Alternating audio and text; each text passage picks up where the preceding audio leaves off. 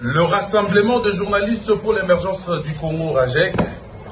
comme tant d'autres organisations de défense de la liberté d'expression, des droits humains et des journalistes, dénonce le harcèlement judiciaire que subit le journaliste Stani Boujakera. Interpellé par le service de sécurité en date du 8 septembre aux alentours de 21 h, pendant qu'il comptait se rendre à Lubumbashi,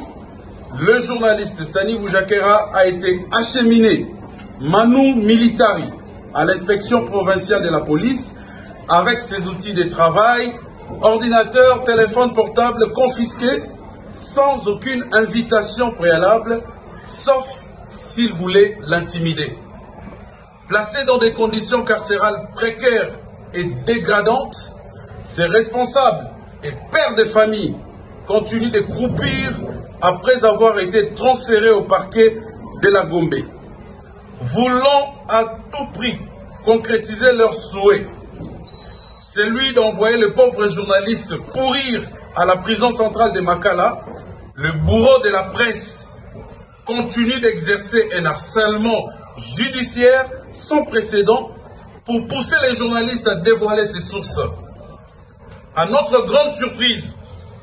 dans le souci de réussir leur mission sadique et après refus du journaliste de corroborer à leur thèse, nous apprenons qu'un autre grief serait en train d'être monté afin de poursuivre le journaliste pour faux en écriture. Il s'agit là des manœuvres tendant à aggraver les cas de Boujakera et à criminaliser le travail des journalistes. Dans ces entrefaits, nous apprenons depuis l'arrestation de Boujakera que ceux qui ont saisi ces outils de travail ont tenté à plusieurs reprises de supprimer et de désactiver son compte Twitter pour des objectifs et des raisons inavouées. Passant outre le code éthique et de la déontologie, l'ordonnance loi fixant les modalités de l'exercice de la liberté de la presse, de l'information, des missions de la radio et de la télévision, etc., dite la loi Mouyaya, toutes les chartes conventionnelles qui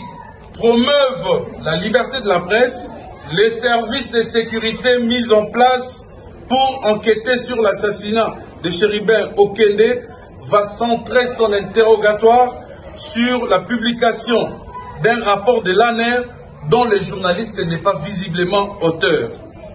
Pour nous, RAJEC, cette affaire infligée